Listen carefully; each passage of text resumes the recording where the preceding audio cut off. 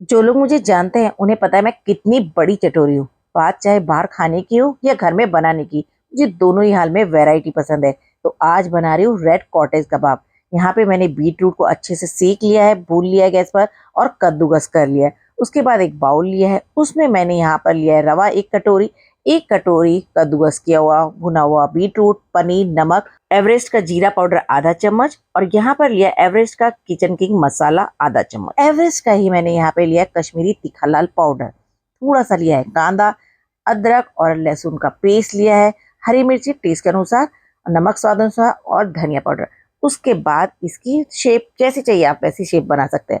अब बात चाहे स्वास्थ्य की हो या स्वाद की, मैं कॉम्प्रोमाइज बिल्कुल नहीं करती, मुझे चाहिए जी परफेक्शन।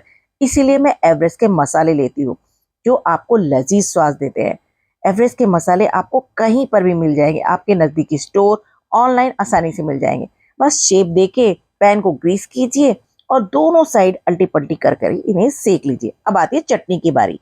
टमाटर लीजिए, हरी मिर्ची और साथ में धनिया, सिंगदाना, दही, नमक और बस फटाफट चटनी बना लीजिए। अब आती है जी टेस्टिंग की बारी।